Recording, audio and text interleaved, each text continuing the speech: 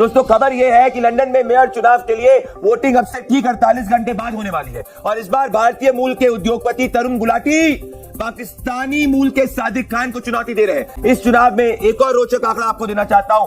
88 लाख की आबादी वाले लंदन शहर में 3.30% पाकिस्तानी मूल के नागरिक हैं और इसके दुगने यानी 7.45% भारतीय मूल के नागरिक हैं। लेकिन इस चुनाव के नतीजे आपके मनोबल को बढ़ा सकते हैं, घटा सकते हैं, क्योंकि पाकिस्तानी मूल के मेयर बनने के बाद लंदन में जिस तरीके से हिंदुओं पर हमले बढ़े हैं, मंदिरों को निशाना बनाया गया है, उन तस्वीरों को ना आप भूल सकते हैं ना दोस्तों मैं भूल सकता हूं। क्या हो रहा है इस वक्त यूके में? भारतीय क्या कर रहे हैं इस वक्त? देखने से तो ये लग रहा है यूके के अंदर इस वक्त ना रिवर्स कलोनियलिज्म अच्छा, रिवर्स कलोनियलिज्म इस वक्त अपने जो ना कहते हैं रनवे पे गामजन है। और इंडिया ने ये जो दौर है ना, ये जो सफ़र है, इसकी शुरुआत 93 में शुरू कर दी थी, जब इन्होंने अपनी इकोनॉमिक रिफॉर्मेशंस की, अपनी बिजनेसेस को लिबरलाइज किया और डिप्लोमेसी। इस वक्त हम देखते हैं जो इंडिया की बहुत ही कामयाब डिप्लोमेसी है, जैसे हम बड़े मुतासिर भी होते हैं, हमारे सूडो इंटेलेक्चुअल्स बड़े मुतासिर होते हैं, बातें करते हैं कि इंडिया का जयशंकर ऐसा है, वो ऐसे बातें करता है। वो असल में उसकी जो कहते हैं ना बिहाइंड द कर्टन्स जो काम हो रहा है उसको बयान नहीं करते।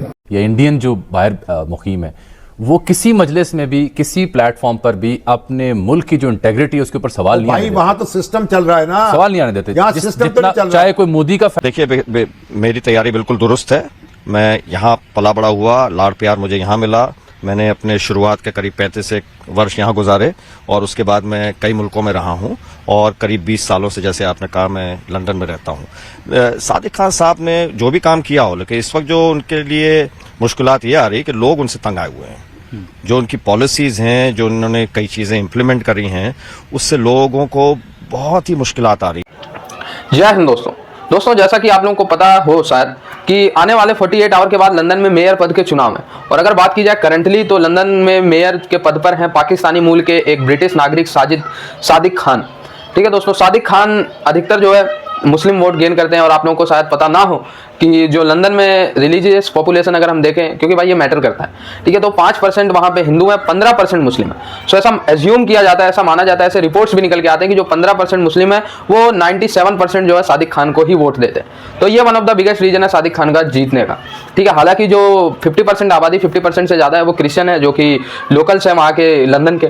और इस बार जो है सादिक खान के अपोजिट भारतीय मूल के ब्रिटिश नागरिक तरुण साहब खड़े हुए, तरुण गुलाटी साहब उनका पूरा नाम है, वो खड़े हुए हैं। और ऐसा माना जा रहा है कि इस बार कड़ी टक्कर हो सकती है, क्योंकि जो 2 टर्म्स सादिक खान की गुजरी हैं उसमें जो है रेडिकल इस्लामाइजेशन टर्म्स का ज़्यादा यूज हुआ है लंदन में, जहाँ पे लंदन के सड़कों पे नमाज पढ़ना, लंदन में इस्लाम के आधार पे लोगों को टारगेट किया जाना कि भाई तुम इस्लाम की ये चीज़ फॉलो नहीं कर रहे, तुम ऐसा नहीं कर रहे, तुम वैसा नहीं, ऐसे रिलीजियस टारगेट और रिलीजियस क्राइम इस्लाम के नाम पे ज़्यादा लंदन में देखे गए। ठीक है, तो इस बार ऐसा माना जा रहा है कि लंदन की जनता जो है परेशान है और हो सकता है कि सादिक खान के खिलाफ वोट गिरे और भारतीय मूल के जो तरुण गुलाटी साहब है वो जीत सकते हैं, ये लेकिन कन्फर्म नहीं। लंदन में आबादी के लिहाज से किसको कितनी ताकत है दोस्तों, इसके लिए मैं आपको ब्रिटेन की राजधानी का धार्मिक समीकरण बताना चाहता हूं। 2021 की जनगणना के मुताबिक लंदन की आबादी 88 लाख है। अब इसमें हिंदू, मुस्लिम, सिख, ईसाई, इसकी संख्या कितनी है समझिए। तो लंदन में दोस्तों हिंदू आबादी सिर्फ 5% है, लेकिन मुस्लिम आबादी, मैंने आपको कहा था अधूरा मामला है पाकिस्तान और हिंदुस्तान के वाले डेटा का, मुस्लिम आबादी 15% है, यानी हिंदुओं के मुकाबले 3 गुना। ये नंबर सादिक खान को बहुत पसंद आता है और इसी वोट बैंक के चक्कर में वो जीतते हैं दोस्तों। तो जो चुनाव में पाकिस्तानी कार्ड के साथ साथ वो मुस्लिम कार्ड का दावा भी खेलते हैं। वहीं सिख आबादी सिर्फ 2% है, सबसे ज्यादा 40% क्रिश्चियंस है, वहीं यहूदी दोस्तों सिर्फ 2% है। क्या हो रहा है इस वक्त यूके में? भारतीय क्या कर रहे हैं इस वक्त? देखने से तो ये लग रहा है यूके के अंदर इस वक्त ना रिवर्स कलोनियलिज्म इस वक्त अपने जो ना कहते हैं रनवे पे गामजन है। मतलब जयशंकर को क्रेडिट दे दिया, मोदी को दे दिया, लेकिन जो असल कहते हैं ना, जो इस डिप्लोमेसी को, इंडियन डिप्लोमेसी की कामयाबी के जो असल आर्किटेक्ट्स हैं, जो ड्राइवर्स हैं, वो कौन है? वो है इंडियन बिजनेसेस। अच्छा, इंडियन बिजनेसेस ने पिछले 20 सालों के अंदर यूके के अंदर रफली 950 कंपनीज इन्वेस्ट की है 950 कंपनीज ने 950 कंपनीज ने यूके में की है। यूके में इन्वेस्ट किया। इस वक्त इंडिया यूके का सेकंड लार्जेस्ट इन्वेस्टर है। अंदाजा लगाएं लार्जेस्ट कौन है? कौन? चाइना। इंडिया दूसरे नंबर पे आ गया। इंडिया दूसरे नंबर पर है। नहीं, इंडिया अभी चाइना का मुकाबला नहीं कर पा रहा। इसको हम वेस्ट इंडिया कंपनी का नाम दे सकते हैं।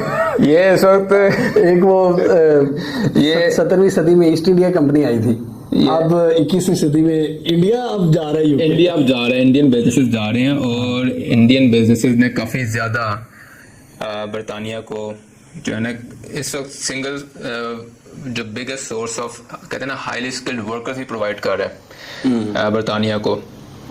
ये तो सिर्फ $5 अरब है। इसके अलावा टाटा स्टील जो है बरतानिया का आखिरी पोर्ट एल्बर्ट का जो स्टील मिल का प्लांट है उसे भी ओन करती है। 40,000 वर्कर हैं वहाँ पर।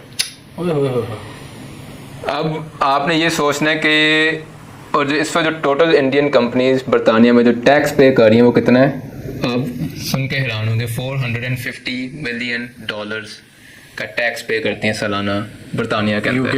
यूके को ब्रिटिश गवर्नमेंट को। इंडियन कंपनीज $450 मिलियन का टैक्स पे कर रही हैं ब्रिटिश गवर्नमेंट को। उसके अलावा न जाने कितने हंड्रेड एंड थाउजेंड्स ऑफ बरतानवी शहरियों को नौकरियां मुहैया कर रही है।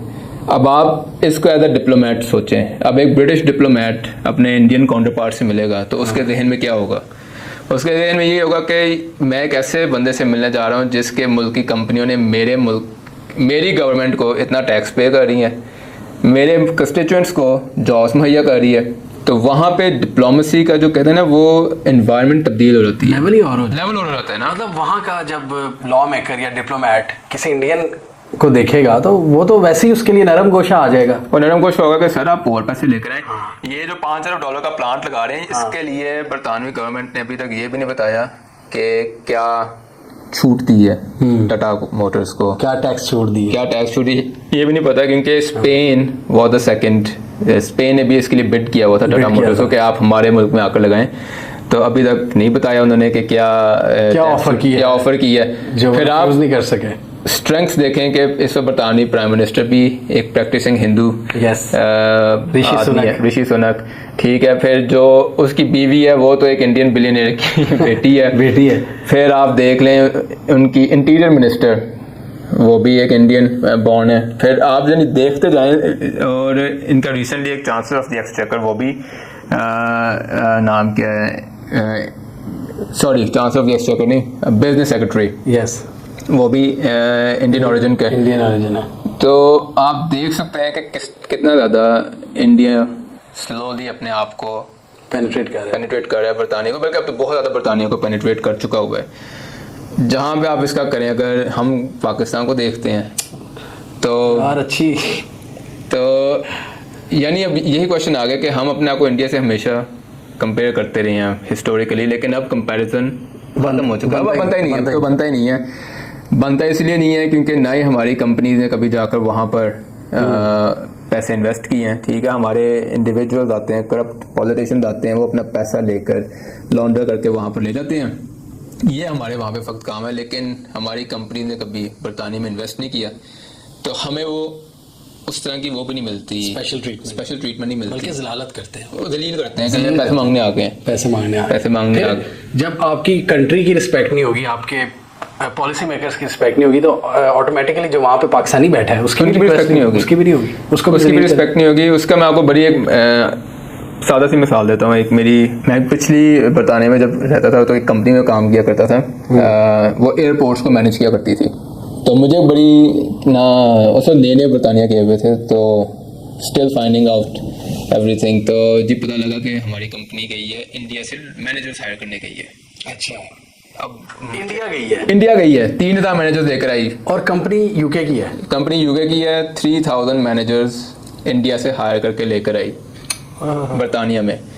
और मैं बड़ा हैरान हूँ, मैंने कहा यार इंडिया ही क्यों गई है, पाकिस्तान भी जा सकते थे। उस वक्त समझ नहीं थी इन चीज़ों की कि बिहाइंड क्या चल रहा है, द सीन क्या चल रहा है।